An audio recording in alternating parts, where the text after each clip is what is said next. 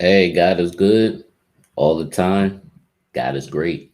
All right, guys, we're gonna give it a maybe a few minutes before we get started. You know what I mean?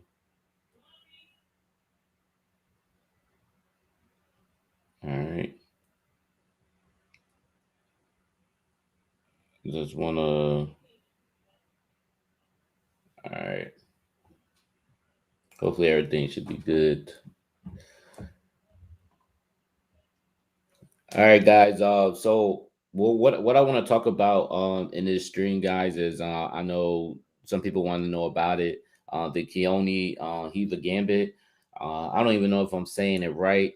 Uh, the crazy part is I've definitely heard of this gambit or whatever, but the only issue I had with this gambit is the fact that a lot of times, like it's like one of those rare moments that I'll get somebody to play into it or whatever. I think that's the only issue that I have with it. But I definitely want to share with y'all, you know, some of the other people games of how they play the Keoni Hiva Gambit, but also I want to share with y'all, how I actually play the Keoni Gambit as well. Uh, Now, how I first heard about it, I'm pretty sure a lot of y'all heard about it with Clyde Nakamura. No, he is not related to Hikaru Nakamura. He is not related to none of them. But he did play against a couple of 2700s and destroyed them, in an online blitz game by playing the Hiva Gambit. All right, so let's actually check it out because it's definitely a monster opening. I'm not gonna even lie to y'all. How the first one goes is E3, E5, Knight C3. Remind you, Clyde Nakamura is playing as white. He was a 1908 on the blitz, and he's playing against somebody that's 2767. So pretty crazy. Knight f6, f4. And this is literally how it goes out. This is how it plays. It starts off with the move e3. It just looked like an awkward move, e3. And then e5, knight c3, the second move, and then knight f6. But then the f4, you get to play the f4. Now, what I like about f4, it almost come off as like a king's gambit type of thing, but also it could also come off as like a Danish gambit. But I'm pretty sure a lot of people would agree with me that the King's Gambit and the Danish Gambit. I think this Keoni Gambit is kind of like a better setup altogether. That's just in my opinion.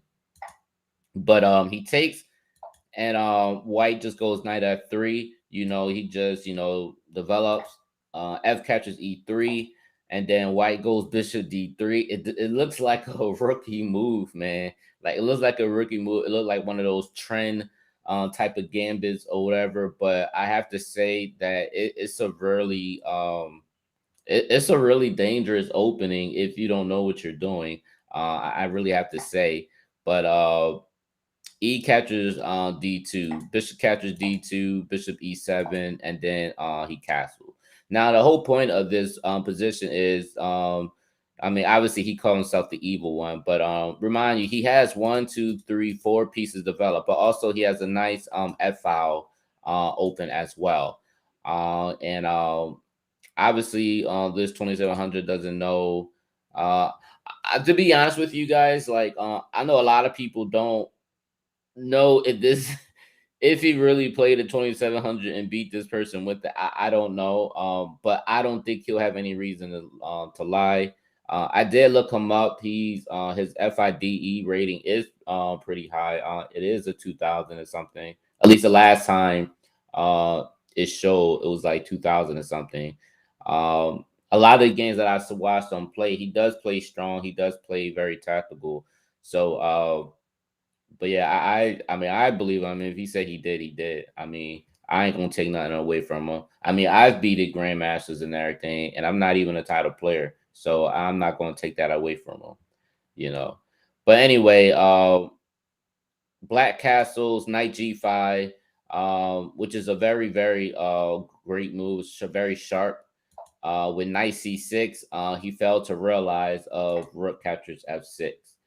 The thing with rook captures f6, if g captures f6, queen h5. So now he's starting checkmate. Doesn't matter what he does, he's going to get checkmated.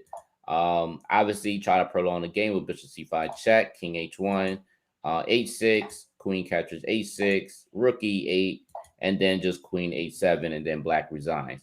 And the reason why he resigns because after king f8, queen captures f7 is mate, pretty much. So that's the reason why that's mate. All right.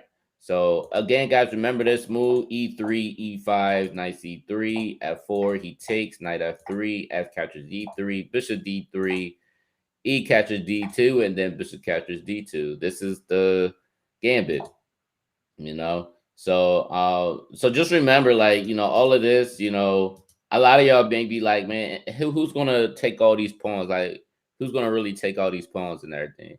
You'll be surprised. You'll have opponents or some rare opponents that actually would take your pawns and everything, and it goes just like that. So keep it in mind. All right, so we're gonna go to the next one. This is another one that he played. So e3, e5, knight c3, knight c6, f4, e captures f4, knight f3, f captures d3, bishop d3, he takes, bishop captures d2. And again, as you look at this position, 1, 2, 3, 4, with 4 pieces developed, that's really a problem for black. I mean, that is a very, very big problem, guys. Like, he has 4 pieces developed, and white is already about the castle, right? So black finally develops his second piece with bishop b4, and then white castles kingside. Notice that the f pawn is pretty strong. I mean, I said the f pawn. The f file is very strong, especially with knight g5 coming as well, which I think is very, very beautiful. And the thing is, this kind of almost remind me of the fantasy opening, when you're playing against the Karakhan or whatever, which is another reason why I like this opening. It's very flexible, I have to say, very, very flexible. All right. So after this castle, uh knight e7 is played, and then queen e1. So white actually goes queen e1, where he's pinning the knight on e7. Hold on, guys, seeing what's going on here. I don't know what's going on with that one. All right. But yeah, queen e1, and then d6. D6 is played, and then he goes queen g3, hitting the pawn on g7. Obviously, black does castle kingside, but the problem with this move is you have too many pieces, or there's too many pieces for white attacking, the king side. Knight c3 could go e4, g5, and you have an open f5 as well. So the move that Clyde actually played was bishop captures h7 check. King catches h7, knight g5 check, king g8, queen h4, where as you can see, he's threatening checkmate here. Obviously, the after queen h4, bishop c5 check, and then king h1, and then bishop f5, in which he only goes bishop f5 because really it's pretty much the only way to really stop this mate. So that's why he go bishop f5, but then rook captures f5, and it's pretty much all over. Even after rook e8, queen h7 check, king f8, and then rook captures f7 is checkmate. Like, crazy, crazy stuff, guys. Crazy, crazy stuff, man. It's just, yeah, man, it's just crazy. All right. But you can just see how, but even with these 2 games that I'm showing y'all, you can see how dangerous the Keoni Gambit is. Like, you can just see how dangerous it is, especially with the F file, the powerful light square bishop. The king is castling kingside, and it's just becoming overwhelming. So it's pretty crazy, man. All right, so let's go to the other one. All right, so this one, I can't even think of the person's name, but I'm literally going to input his information below, guys. I am going to do that. But he's on YouTube. Uh, and he's an international master. I can't think of his name, but I wanted to share with you like his ideas. But I'm showing you all these people ideas so I could share with y'all mine. So this is the reason why. But I really want y'all to show y'all what this gambit can really do. So this IM, he played E3, E5, Knight C3, D5, and then F4. F or E captures F4, Knight F3, F captures E3, and then Bishop D3. But in this game, he showed that the players that he was playing, because he plays FM, he plays IMs, things like that. So a lot of times they're not going to play the things of that nature of what we just saw in the previous games. So like he had one strong player, they played the move D4. He played knight e4, and then his opponent played f5, and then he just goes knight g3, hitting this pawn on f5, and f4 is played, and then he goes back to knight e2, which is actually pretty good because now he's hitting the d4 pawn twice. He's also hitting the f4 pawn twice, and then eventually he may be able to go castle kingside. Now, even with knight e2, his opponent does play bishop c5, trying to save his pawn. But let's go back. What happens if he goes knight f6? If he goes knight f6, just giving up the pawn, then knight e captures d4, c5, knight b5, and then a6. Now, if a6 is played, then white will go knight c3. And then if he tries to get too greedy to go b5, then of course white would just go d captures e3. And then if c4, then bishop e2. And of course, it looks like, maybe, white may not have anything after queen captures d1, but in reality, white's position is actually rather good. The thing is, once he kicks on knight captures e3, white is actually fine in his position, which is what the IM was explaining in his position. Now, the person that he played, he actually tried to defend his pawn on d4 and everything, so which is fine. He actually goes b4. Now, this move b4 move is almost like a Evans Gambit, which is actually pretty crazy because the Keoni sacrificed like a whole bunch of pawns, which is like out this world, man. And I don't think I ever seen a gambit that sacrificed so many pawns that way, which is crazy. But b4 is played, bishop catches b4, and then white just castles. Knight f6. He actually played knight e captures d4, and then black castles, and then white plays c3. And the whole point of c3 is to get some light square weaknesses and everything. But also it does solidify the knight on d4 as well, which is also great. But bishop c5 is played. D captures e3, F captures e3, and then bishop captures e3. Um, there's a lot of moves that black could have played. He could have played maybe rook e8. I mean, he could have played it, or he could have played bishop g4 maybe. I mean, I don't know. But in this game, his opponent actually played knight g4, hitting the dark square bishop. However, this was the wrong move because bishop captures h7. Yes. So after bishop captures a7, king captures a7, and then knight g5 check. After knight g5 check, uh, his opponent went king h8, and then queen c2 is played, and of course, black resigns because there's really nothing that he can do to really stop this from happening with the queen a7 checkmate. So you could go bishop f5, but even after rook captures f5, it doesn't matter. You could go knight captures e3, but after this check, it doesn't matter. Still checkmate. So yeah. So that's pretty crazy though. But I really liked it. I mean, this gambit is something else, man. It's very strong. And the way that this guy played it is it's just crazy. Now, I want to show y'all exactly the way that I played it and everything. And like I said, I'm not saying I'm the best at playing the Keoni Gambit. You know, I'm not saying none of that. My bad, guys. I'm over here trying to figure out why uh my stuff over here is acting up a little bit.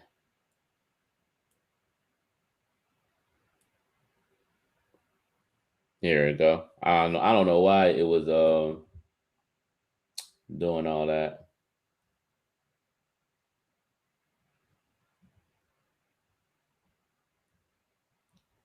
Yeah, guys, I have another and this is just in case if if y'all got questions or whatever, I can see, you know, if y'all have any other questions for me and stuff. So that's why I wanted to do that. All right. All right, guys. So this is one of my games for the Keoni guys. The way I played it, I played E3. My opponent played D5, knight C3, E5, and then I played F4.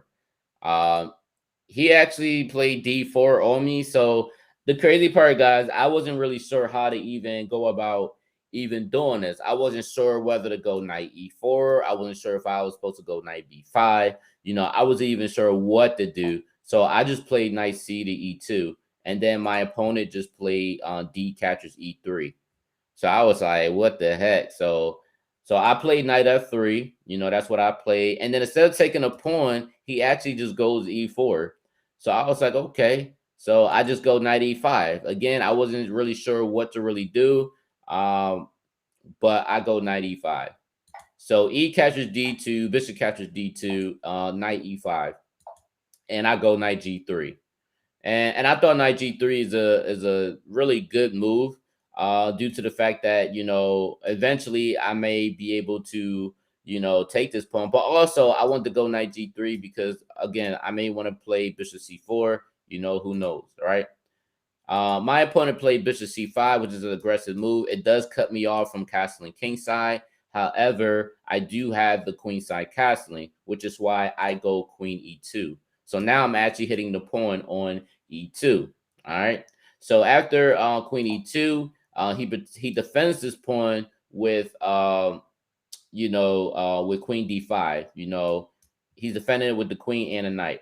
So instead of me castling queen side, because the thing is, guys, I didn't want to castle queen side, and then he gets me with queen catches a2. You know, I didn't really like that at all. You know, being in a position like that. So I was like, man, forget that. I'm gonna just go rook d1, and which is what I did. I went rook d1. So after rook d1, black castles kingside, and I go bishop e3. Now, uh, I wasn't really sure why he decided to sack his queen, or maybe he was. I don't know if he was. To be honest with you, I don't know if he was sacking his queen. I don't know if he had another plan. Maybe he wanted to utilize the dark square bishop to keep me in the center of the board. I wasn't really sure, but I don't think this was correct. But when he did it, he went bishop catches e3, and I went rook catches d5, and then knight catches d5, and I went knight c4, attacking the dark square bishop. Now he goes bishop catches f4. I go queen catches e4. I'm not afraid of the queen being in front of the king due to the fact that there's no bishop on d7, so it's not like he has nothing supporting that e8 square. But he goes bishop b6, and I go bishop d3, um, threatening checkmate. So g6 is played. I go knight e2, getting ready to hit the dark square bishop, and then bishop a6 is played. All right, so I castle kingside, knight c6, and then queen h4. And I go queen h4 because, again, I'm attacking the dark square bishop, but it's not just me attacking the dark square bishop. Eventually, I would love to bring my rook over, but it's kind of hard when I have a light square bishop that's guarding that square. Light square bishop guarding that square. So with bishop g7, I just go knight f4. He takes, I take, rook c8, defending the pawn on c7, and I go c3, defending the pawn on b2. Especially since if he does decide to take the knight, then I'll take back, and then he could win the pawn on b2, which is why I go c3 to put a stop to it. Rook d8, hitting my light square bishop, and I go bishop e2. b5, knight d2, bishop e5, and I go back to queen h6. F6 is played, and then I go bishop captures B5. So it seems like, usually like with a strong player, and not saying that this guy's not a strong player because he is strong, but I kind of utilize a lot of his weakness. So even with knight E7, I just play H4, knight F5, and then I sack the rook on F5. So when I did that, he went bishop F5. I go H5. He goes G5, and then I go knight F3, hitting the dark square bishop just so that if I do take this and he takes, I could go queen captures G5, winning the light square bishop, and it has some type of attack going. But he goes bishop F4, which is what he does. And I go bishop C4 check, which really the bishop F4 really does cost him the game because even after king H8, I go queen captures F6, which is checkmate. Hey, what's up, a guy who's called Wolf? What's going on, man? But yeah, guys, so that's how I got that one, right? So that was the checkmate. So that was like, a little bit longer. Obviously, all the other ones you saw that it was short. You know how they played a Keoni Gambit. This is how I played mine. I have another one. Um, I don't think actually this may not be mine. I think this is another person. Let's see. Let's see real quick. E3, E5, knight C3, knight F6, F4, E catches F4, knight F3, F catches E3, bishop D3. This is all the.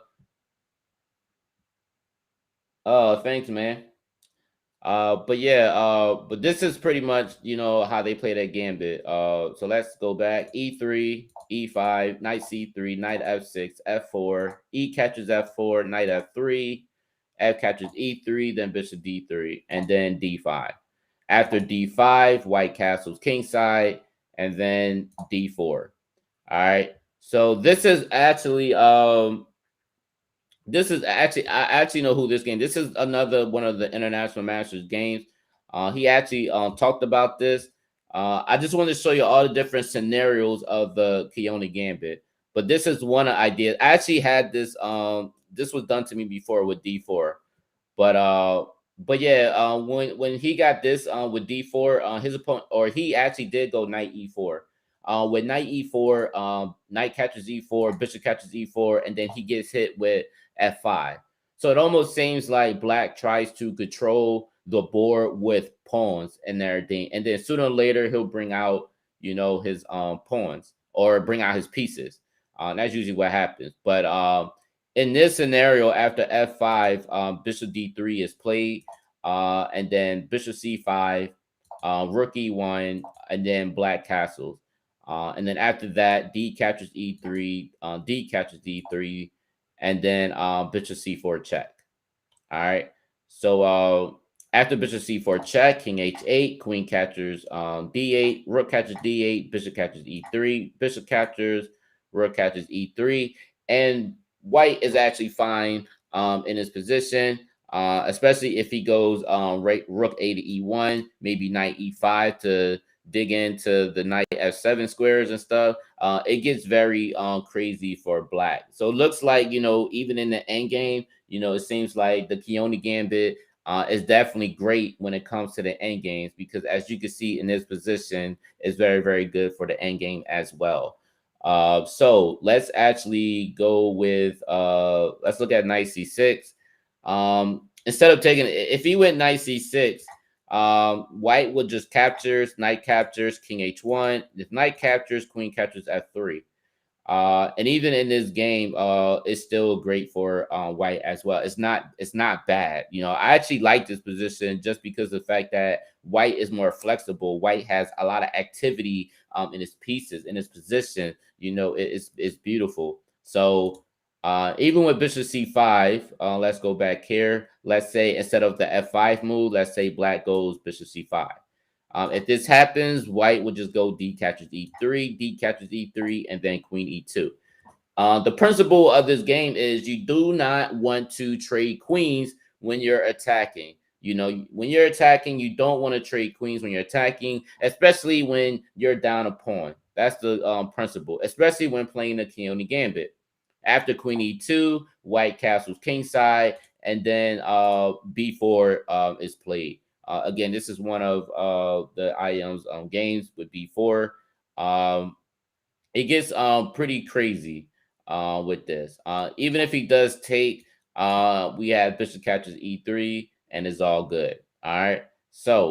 Um, so let's say bishop catches e3, bishop catches e3, queen catches e3, and then g6. Now, the problem with the move g6 is it does leave a lot of weaknesses, especially because after rook a d1, black has to make a decision. If he decides to go somewhere like queen e7, then queen a6 is pretty much I don't even know what to really say, but it's pretty much a lost cause um for black. You know what I mean? So even if he decide to do something like I don't know, like if he decides to take his light square bishop, we have knight g5 hitting the queen, but also threatening checkmate, which is pretty crazy. Now, even with queen e7, there is definitely a awesome move that a lot of people don't know about. With queen e7, white can also go knight e5. You know, which is also pretty awesome. You're probably like, why the heck knight e5? Why knight e5? The whole point of knight e5 is if queen captures e5. I just wanted to show y'all something. If I think I saw somebody do one of these before. Uh, if they take, then bishop d5 or bishop captures d6. But the thing is, if you got to play this, still get hit with one of these, and then king f6, queen captures h7. It gets pretty crazy. Yeah, so it's pretty crazy, but in this position, I mean, this is the engine. I mean, this one says that black is winning, but I was just showing y'all like some stuff that people may play, but that's why I like queen h6 better. I just like queen a6 better. I mean, you give this up with knight g5. Yeah, and I would agree. It's kind of like it looks bad as like the King's Gambit. It could be put that way. A lot of people may say that. I hear a lot of people say it's kind of like the King's Gambit, the Danish, and the it's another opening put together. So I mean, it's not bad at all. All right, so let's look at this one, Queen E7. So yeah, there's another one. If they go H6, if A6 is played, Rook A D1. If Queen E7, then White does hit Black with Bishop A7, where he'll take the Queen. So in other words, so after Rook A D1, probably the best move, but have to be Queen E8. But if Queen E8, then Knight E5. Knight E5 is pretty crazy. With Knight E5, what would you do? Well, if Queen captures, it's still the same thing. The same situation still works. All right. With Knight E5, what else would you do? So I'm gonna show you how dangerous Knight E5 is. Let's say, for instance, A6 is played. If A6 is played, White can go Knight captures F7. That is the move. Knight captures F7. If Rook captures, Bishop H7 check. Obviously, if King H8, Queen captures E8 check. Rook comes over there, and then Rook captures F8 check. He takes, and then this is checkmate. Even if you do take, and then Bishop A7 check, I was always thinking what happens with King F8. If King F8, then White does have to move Queen C5 check. The Rook cannot block due to the Rook is pinning the Rook on F7. If Queen E7, then you have this beautiful move, Rook D8, which is checkmate, which is a very, very nasty, nasty move, man, for real. Very, very nasty move. So, I can't lie to y'all, man. This Keoni is like on another level. Like it's just crazy, man. It's a beautiful, beautiful gambit. Definitely a lot of attacks, man. Um, Even rook a e8. Let's try this one. Rook a d1, queen e7, knight g5, if h6, bishop a7 check, king h8, and then you get hit with queen catchers e7. Like, yo, how can you not like this? How can y'all not like this? This is like crazy, man. If rook captures, then rook d8 check, rook, and then rook captures e8, which is checkmate. Beautiful, beautiful, beautiful things right here, man. Um, yeah. So yeah, man, I just love it, man. I just love this game, man. All right, so now we're gonna look at some of my stuff too, other stuff. So let's look at this one. Let's try this one. So I want to show you all this, give you an idea of how strong this Keoni Gambit is. I'm pretty sure by now y'all already know how strong these gambits are. I'm pretty sure of it. All right, so uh so I played as white, e3, c5, knight c3, e5, and then f4. Now, it's very, very different because I have my opponent playing the Sicilian on me. So when he played the Sicilian, I play stuff like e3 and knight c3. He's probably like, man, what the heck is he doing? I'm not even playing, the Sicilian. He's playing some other stuff. So by me going E3, just think about it. For a Sicilian player, they like, what is this? E3? What is this, right? So C5, knight C3, E5, and then F4. E captures F4. I go knight F3. F captures E3, and then I go bishop D3. So a lot of times he's playing a Sicilian. So all he's thinking is, I need to grab material. That's all I need to do. I need to grab material and do what I need to do. And that's pretty much what he's doing, thinking that maybe he could get in the end game because he's up pawns. Maybe he'll win that way.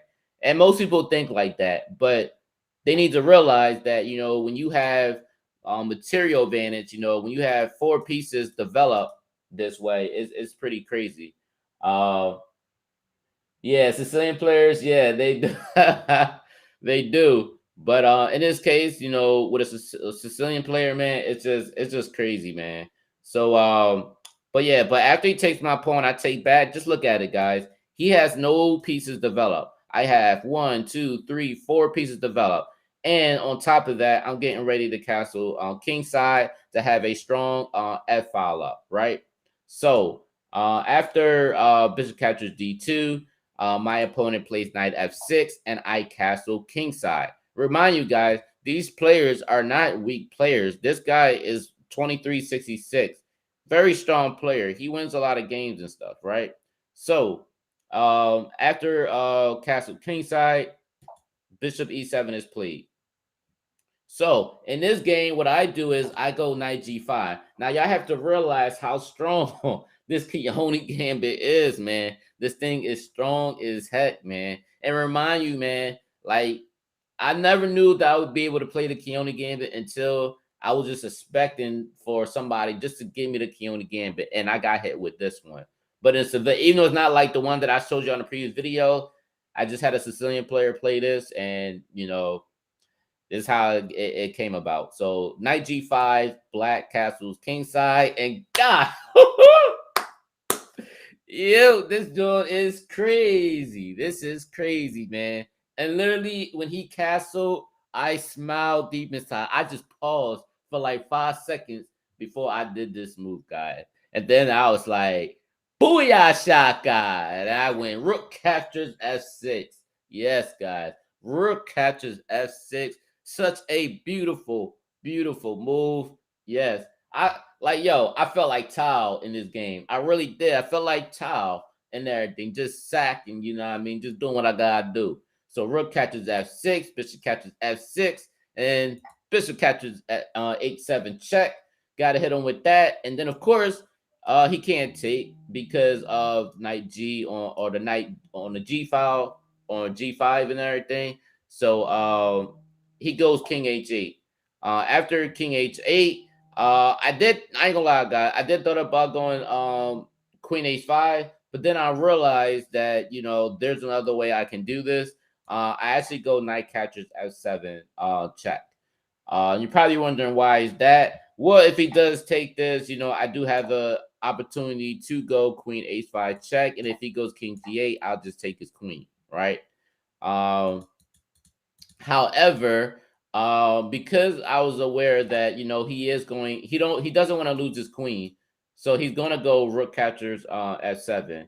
So after rook captures f7, I go queen h5. Obviously, you already know the deal. I'm getting ready to go bishop g6 check, and then like try to do some mates and stuff. So what he does is he tries to break it by going to g6, you know. So I go bishop captures g6 check, and he goes king g7. After queen h7 check, he pretty much resigned because the only place he could go is f8, and I checkmate him here. Now you're probably wondering why not this way, king g8. Well, it doesn't really matter because after bishop captures f7,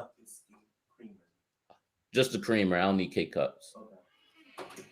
Yeah, guys. I don't. Yeah, but guys, after bishop captures f7 check, huh? Just French vanilla. Hey, sorry about that, guys.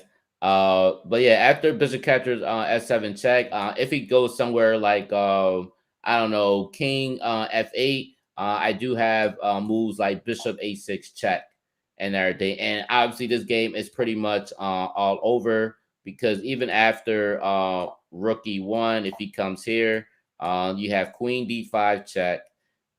If king c7, queen captures. Queen captures on c5 check, and then bishop f4 check as well, which is pretty nasty. Even after d6, you still have knight b5 check, which is again still nasty. Even if d7, this is checkmate. Even if he goes king b8, bishop captures d6 check. The only way you can really stop it is with queen captures d6, and after queen captures d6, you know, this is pretty much checkmate as well, you know. Yeah, man. So if y'all want to try it, man, y'all can definitely try it. You say you want to play like Tile too? Hey. Yeah, man. Yeah, man. So this is definitely this is unbelievable, man. But that's what happens if, you know, if he try to do it the other way around. But yeah, but this is like one of the deadliest moves when black castles kingside. Very, very deadly, guys. A lot of people think, you know, because you give up a whole bunch of pawns, you know, it definitely it does a lot.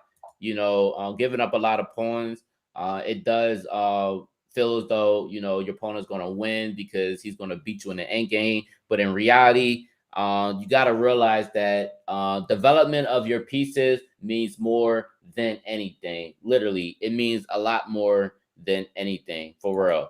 But yeah, after this Castle King side, man, this is just so beautiful, guys. So beautiful. Can we play this if we're black? I have not seen anybody play this as black. However, I'm thinking about trying to make something up for me to try to play it as black. I'm not really sure, but I'm gonna definitely look into that too. So that'll probably be another second series of that probably be another series that I'll do if I could find a Keoni Gambit for black. But I'll definitely keep you updated on that. All right. So now that I just showed y'all this game, we'll go to another one. Again, guys, I want to keep showing you, you know, all of these so that, you know, you can get enough information of the Keoni Gambit, because I know the stuff that I'm showing y'all, you're not gonna really find like that. Y'all may find a couple videos, but I'm trying to show y'all from my point of view of what I do. All right. So in this one I played this guy named Cuddy. So yeah, so E3, C5, knight C3, knight C6. Again, he's playing the Sicilian, and I'm gonna be honest with you, when you play the Keoni Gambit, you're gonna get a lot of Sicilian players that are gonna play these type of stuff. They're gonna play the Sicilian. I get a lot of Sicilian players or whatever. So after I played F4, he played D5 and I played knight F3. He played D4 and then I just played knight e4. Right now I'm hitting the pawn on c5. My opponent does go d captures e3. I go bishop d3. He goes e captures d2, and I go bishop captures d2. Now, however, would I say that this is the correct move in playing the Keoni Gambit? I'm gonna just say yes, because that's all I know what the Keoni Gambit does. So I'm gonna just say yes. So after bishop captures d2, my opponent he pretty much um, develop his pieces, and I castle kingside. He goes e6, and then I go queen e2. Bishop e7. I go rook a d1, getting the d file. And then also, guys, I feel as though I'm fully developed. I'm fully developed. Now I can like do some attack. But the one thing that you have to realize when you're playing the Keoni Gambit, a lot of times you're going to have patience. You got to have patience, and you have to be tactically aware of your surroundings. I said your surroundings, but tactically aware on the board, pretty much. So that's why I always encourage y'all, if you're going to play these type of gambits, you got to be tactically aware. You need to study tactics like crazy, guys. Every day, study tactics.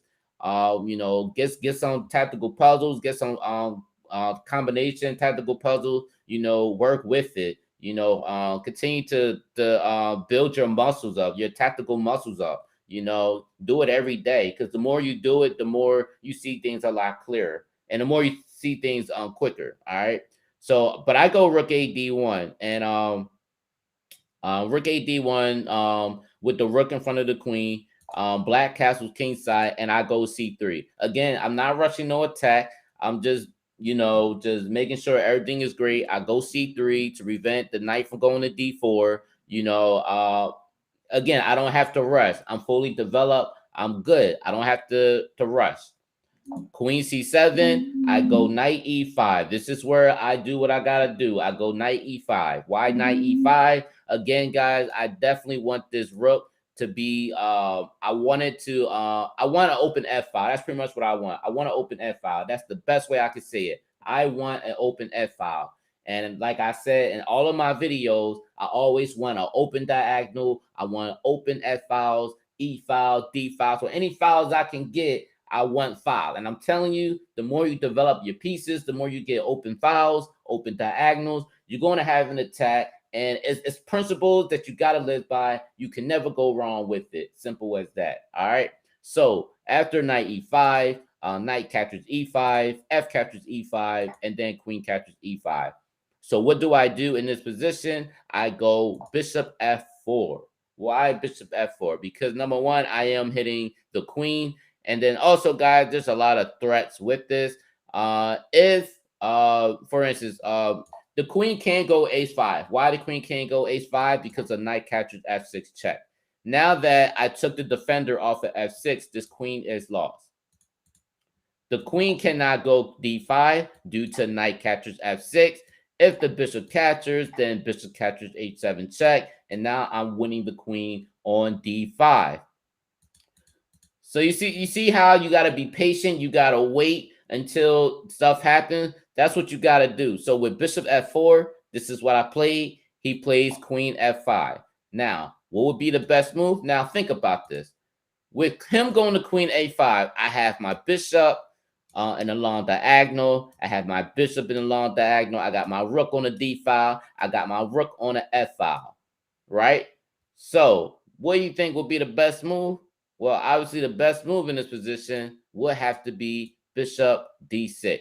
Why bishop d6? Because it's a discover attack. I am hitting the bishop on e7. I have my rook also hitting the queen. Also, there's a possibility that I can give the king double pawns where his king side is exposed, and I can deliver a tremendous attack, pretty much, right? So after that, after rook hitting the queen on f5, he pretty much give up his queen. Why he give up his queen? Because there's really nothing that he can really do in this type of position right now. If you look at here, it doesn't matter where he goes at. If he goes queen g6 to get out the way, he's going to run into knight captures f6, where the bishop is going to hit his queen. Even if he takes with the knight, my rook is going to take his queen either way, which is why after bishop d6, he just goes bishop captures d6. After bishop captures d6, I go knight captures f6 first because I want to make sure that his king side is exposed. So he goes queen captures f6. I go rook captures f6, and then g captures f6. Now, after this g captures f6, this is pretty much all over, guy. Because after this move, I go bishop captures h7 check. Because it's all over. And this position almost remind me of when this strong guy in New York. I'm not sure where he's from, but he played against Tiger and Petrosian in the blitz match, and he had him in this type of position. And that's just something that I remember. So when I saw this position, I was like, it's almost similar. So that's why I played bishop catches a7. So I just remembered. All right. So king catches a7, queen h5 check, king g7, and I go queen g4 check first. Why do I go queen g4 check? So most people would love to go rook d3, but the problem with this, you're stopping all of the process. You can't go rook g3 because the bishop is guarding this square. So why did I go queen g4? I go queen g4 because I want to put him back to the h8 square. I want to put him back to that square. Remember that, guys. The principle is if you got your king in the corner, you want to put him to the h8 square. Or if you're on this side over here, the a8 square, you want to put him where he cannot bring his rook over. When you do this, king a7, now you can go rook d3, and there's nothing he can do to stop the mate on rook h3. Nothing. Yes, he could go bishop g3 to stop it, but this is all irrelevant. This is all irrelevant. Rook capture g3. It's nothing he could do to stop rook h3 checkmate. Yeah, so yes, and I agree. Very definitely perfect for blitz as well. I will say that. But yeah, but nothing that he could do to stop this. And obviously, guys, after rook d3, my opponent he pretty well, he didn't resign. He actually let me checkmate him like a G. He let me checkmate him. He just went d4 e5, and after e5, I just checkmate him on h3, which is checkmate. So, and that's pretty much what I did. So definitely a very, very nasty mate, guys. So I want y'all, and again, I know I'm showing you these games, but guys, I want y'all to understand these patterns. Even when you get somebody like this, remember this patterns. Bishop captures a7. He takes queen h5 check. Again, guys, he wants to bring a rook over because he wants a way of escape. Now it's your responsibility to make sure he doesn't get away, to make sure he doesn't escape. Queen g4, king a7, then rook d3. It's nothing that he can do to stop this mate. Remember that, guys. All right. Remember that, and you'll be all right. All right. So let's go to the next one. All right. So I'm telling y'all, man, I got a lot, man. I'm telling y'all, I got a lot, man. Because I don't even know. I'm pretty sure there probably is a Keoni Gambit book out there. I personally don't know as well. But if y'all do know of a Keoni book, make sure y'all drop a comment in there to let me know that there's a book. Because if there is a book, man, I really, really want to buy the book because, like I said, I am not a genius at the Keoni Gambit. But however, guys, I do play a lot to the point where, I try to get better at it. You know what I mean? So, and that's why I save my games on here because I like to see what stuff that I like to do. So, what up, Alan? Yeah, that opening is wild. A delay from decline. Oh, a delay from decline that ended up reminding me of a Danish gambit. Glad I tuned in. Thanks for keep cracking those castles. Oh yeah, most definitely, man. For real, man. I try to do what it do. You know what I mean? Oh yeah, man. If y'all could find that book, yeah, anybody. If all y'all could find that book, man, definitely find that book. Cause I'm telling you, man, if I could find a Keoni-Hiva Gambit book, man, I'm gonna definitely buy it for real. And if y'all could find that, let me know because I'm gonna drop that link in the description box or whatever. You know what I mean? So everybody can get a hold of it. All right. So this is my other game when I played the Keoni Gambit. All right. So I played e3, e5, and then knight c3. D5 is played, and I play f4. Now, this opponent that I played, again, he's a 24-28, and again, he's a very strong guy. He beat me before, you know what I mean? Definitely beat me before, so very strong player. But this is how it's played. Knight f3, F captures E3, and I go bishop D3. And then instead of taking a D2 pawn, he actually goes knight F6. So I was like, okay, and there's a lot of people that play it, they delay it, they don't take the whole pawn, they just develop. Obviously, they probably seen it before, they understand it, things like that. Not every time they play into it, they understand it, but a lot of times they go by the principle is I'll take the pawn, but I won't take the last pawn. All right. So in this case, after knight F6, I castle kingside. He goes bishop D6, and I go queen E1. Now, the reason why I go queen E1, because I definitely want to go queen H4. Again, this almost kind of remind me of a fantasy type of situation, the fantasy opening when you're playing against the Karakhan. These are type of stuff that I used to play, especially the Grand Prix opening where you're playing against the Sicilian and you go queen E1 to go queen H4. Same thing. So it almost reminds me of the same thing in a way. All right. But after queen E1, black castle kingside, and I just go D captures E3. I just take the pawn back. Knight C6, I go queen H4. And again, guys, I have some nice threats coming. He goes H6, and I go E4. Again, guys, this is where I start to spaz out on this dude. I start to spaz out. All right. So with E4, my opponent does go bishop C5 check, and I go king H1. Not a problem. Honestly, this is normal of them going bishop C5 check. This is always normal. Positional sacrifice with F5. What do you mean? Oh yeah, the Grand Prix. Oh yeah. The positional sacrifice on F5 as always. That's what I used to do a lot. So with this one, king H1, D catches E4. I go knight catches E4. After knight catches E4, I go queen catches E4. So obviously, it's a no-brainer, guys, that I'm threatening checkmate.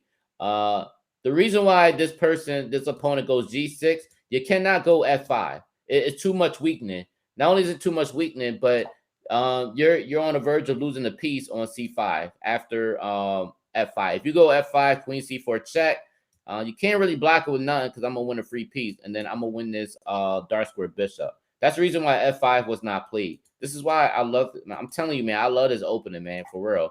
Queen catches E4. My opponent goes G6, and I go bishop catches H6, winning the pawn on A6, and I'm attacking his rook. Rook E8, queen C4. I'm hitting the dark square bishop. This is why I'm telling you, I'm loving it. It's like every move is an attack. Every move it's aggressive, it's an attack. There's always a threat behind it. What else am I doing? I'm not just threatening the bishop on C5. I'm threatening some other stuff. But of course, with black, he's thinking I gotta defend my dark square bishop. And what do? I go bishop captures G6. Now, logically, a lot of y'all will look at this position and be like, oh yeah, he's trying to threat queen catches F7. And then if I asked y'all how would y'all stop this, what would y'all do? 99.9% of y'all will probably say, in order to stop this, I would have to go bishop E7. I mean bishop E6, because y'all figure, hey, I'm guarding the F7 pawn, and I'm hitting the queen as well. I'm defending. And it's like it's not like you could go queen H4 because I'm gonna just take the queen because I'm in distress right now. You know what I mean? Because you put a lot on me, so now I gotta exchange queens, right?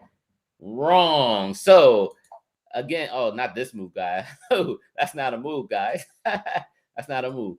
All right, but yeah, so a lot of y'all will go bishop E6, which is what my opponent did. He played bishop E6.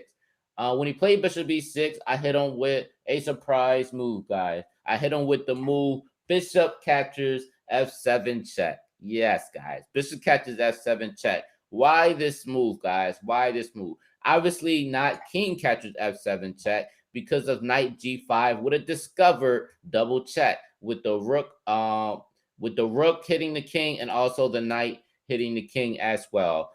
If he does come somewhere right here, we do have knight captures E6 where we're still hitting the queen and everything, but also we're hitting queen G4, which soon it will be made very, very soon and very quickly. All right. Now, so what did my opponent did? he actually played bishop captures f7. After bishop captures f7, I hit him with the move queen g4 check. And as you can see in this move, there's nothing that he could do to stop queen g7 checkmate. There's nothing that he can do to stop it at all. Literally nothing. Look like he got enough pieces to defend, right? Literally, it's like one of those sneaky type things. It's nothing that he can do, which is crazy. All right. So I just love it. So definitely remember this, guys. You know, and I'm telling you, if it ain't no book on this, I'm telling you, I'm probably gonna create another course on the Keoni Gambit to show y'all how to play this stuff for real. Because I think that's what I may have to do. Yeah, it does, man. So yeah, all right. So let's see. Check out another one. All right, guys. So this is another short one too. This was I remember this one. This was a bullet game, I believe. E3, E6, knight C3, D5, and then F4. So technically, guys, so this is why I wanted to show y'all this. I want to show y'all this because not every time that you play this, you're gonna have somebody that's just gonna take your pawns all day, every day. You know what I mean? So this is the reason why I want to share y'all with this one. So this is what I played, right? So I played this knight f6, knight f3, bishop d6, and bishop d3. And remind you, you know, I didn't get no taking pawns. So technically, it's not even a gambit. I'm playing a Keoni, but it's not a gambit. He didn't take none of my pawns. So I just go bishop d3. He castles. I castle kingside. He goes rook e8, and I go knight e5. Literally. He goes c6, and I go queen e2. Bishop captures, F captures E5, in which I am happy about this situation. I'm happy about this position because the fact that I have a powerful F file. Now I'm about to show y'all how powerful this F file is. This F file is so amazing and it's so powerful that even after F captures E5, when my opponent goes knight FD7, I hit him with the move bishop captures H7.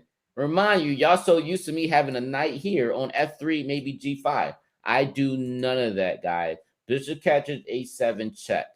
King captures, queen a5 check. He goes king g8, and I hit him with the move. Queen captures f7 check. King h7, and I go rook f3. Rook f3, guys. This is pretty much all over. All over. Nothing that he can do. He goes queen h4 to try to stop, really trying to get me to stop the mate, but it doesn't really matter. Instead of me taking the queen, because as I look at this position, it's nothing that he can do to stop it anyway. So I just went ahead and just took the rook anyway. That's all I did. I just took the rook. After knight catches e5, y'all probably thinking, why not go queen e1? It doesn't matter. It doesn't matter what he does. It doesn't matter exactly what he does. He could come back and literally, guys, I could literally go knight f1, or I could go d4 if I wanted to. Again, he's so cramped up. It's just ridiculous. He's so cramped up. He could barely get stuff out. He's gonna need a couple of moves to even get himself cramped. But after I go bishop d2, it's over. After bishop d2 is over. He can't get me in check anymore because I have rook files now. And then after that, I mean, it's over, as y'all can see. All right. So after queen captures, he go knight captures e5, and he just lets me get him in rook h3 because there ain't really nothing that he can do.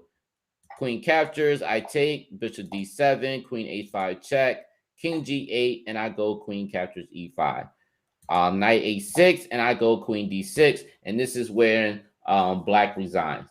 He resigns because even after rook d8, I still have queen e7, where he's either going to lose the rook or he's going to lose the bishop. And either way, he's going to resign. All right. But in which he already resigned at 19. 19 moves. On move 19, he resigned. All right. But yeah, so why did I show y'all that without the gambit? I wanted to show you that there are times where, you could still do some crazy stuff without even having to come into a gambit, right? So look at this, guys. No gambit at all. I just played a simple move. I played knight e5. Literally, this is the only difference. I just played knight e5. The whole point of knight e5 is to open up the file, just to open up the f file. That's all that I did. As soon as as soon as I go queen e2, he takes, I take, and then again, guys, this was a no-brainer. Bishop catches a7. This game is over. I didn't do anything like crazy. This game is just all over. Rook f3, and then again, guys, this rook h3 is just vicious. Very, very vicious. And that's without a gambit. All right. So let's look at this one.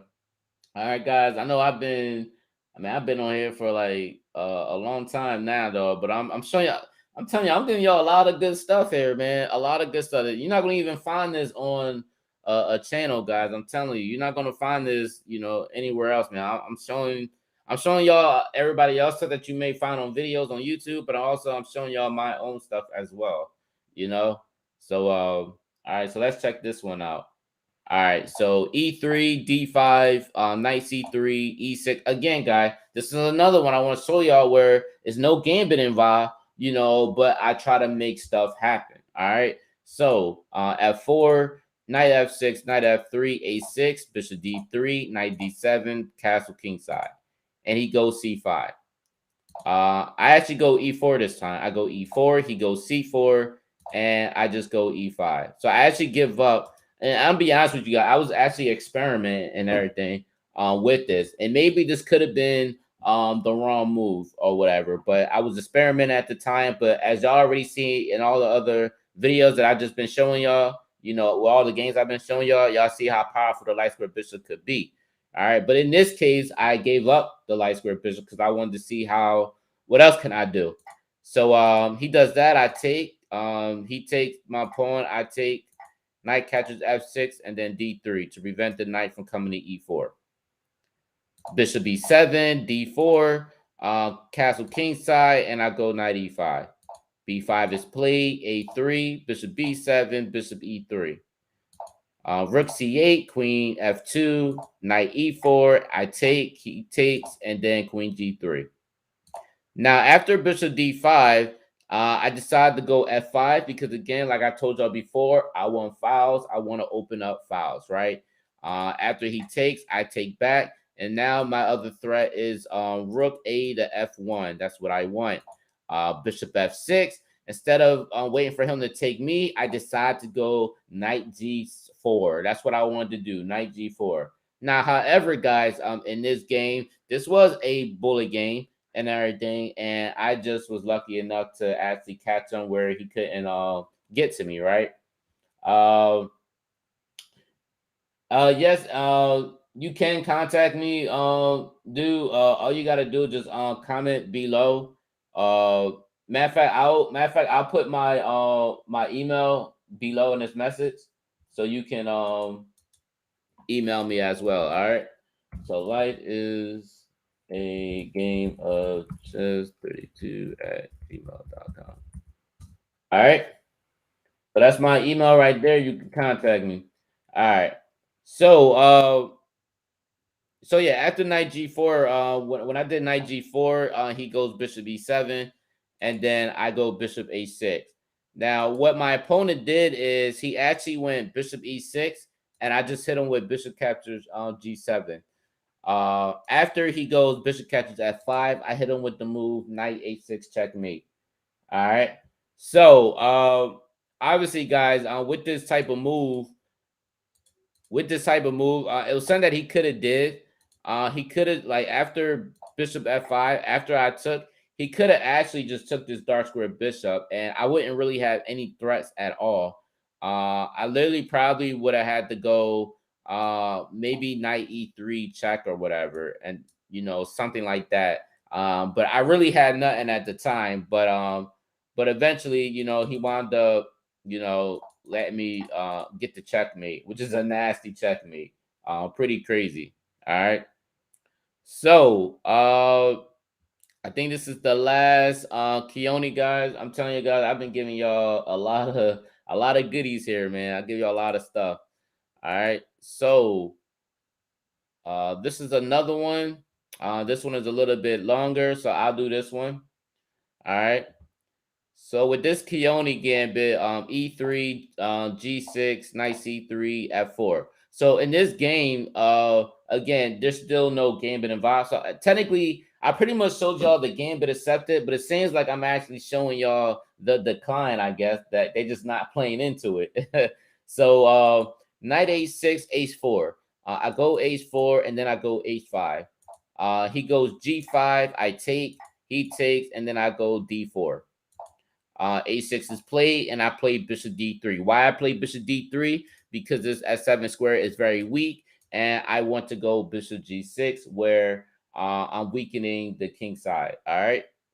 So bishop g7, bishop g6 is played, and then he castles king side to get out of the pin. But also, he's looking at it as he may have some f files coming in. I played knight f3.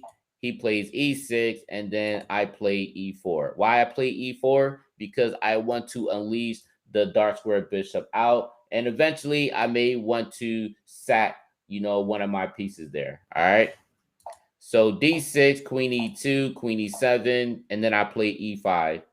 D5, he closes it up. I go bishop d2. c6 is played. He goes b6, which I believe he wanted to go bishop a6. I believe that is the move that he's trying to do. But I actually found a solution. I found bishop captures f7 check, rook captures f7, and then knight captures g5. All right, so you're probably wondering why I do this. Well, because I wanted to break up the king or expose the king side as much as possible, due to the fact that I have a solution. After queen g4, when he takes, I go bishop captures g5.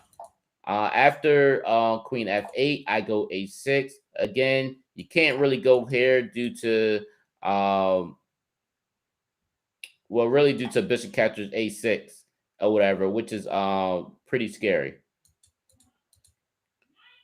All right, so a6, knight d7, king b1, rook e8, and then h captures g7. After rook g7, I go queen h5. Again, I want the h file. Maybe I could threat some mate or something. He goes rook e7, and I go bishop captures e7, which he pretty much messed up. After queen captures e7, I go queen h8 check, king f7, rook f1. He takes, I take, king g6, and then queen h3. He goes c5. I go knight captures d5. You're probably wondering why that. Well, after this move, I have queen f5 check, and then he pretty much resigned. He resigned because after king h6, rook h1 is pretty much check. If he goes here, then this is checkmate, as y'all can see here. All right. And the whole point of the knight captures d5 is for me to go queen f5, because by him taking, his pawn is not here. So now I get this square.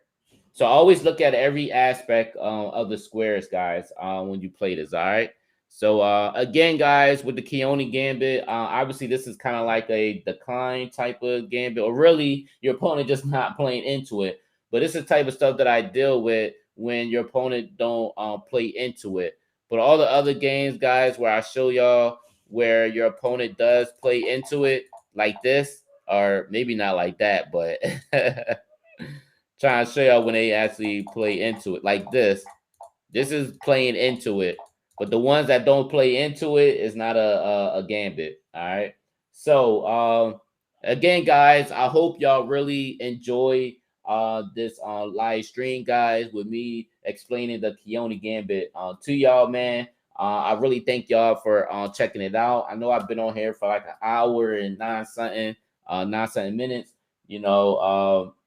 I hope that, I actually hope that y'all do find that Keoni Gambit book, and comment below and let me know about it. I really, again, guys, I really appreciate y'all checking it out and stuff. So, again, guys, hope y'all enjoyed it. Hope you like, share, comment. Let me know what you think. And also, guys, if you're watching this for the first time, please, please, please don't forget to hit the subscribe button. All right, guys. Peace.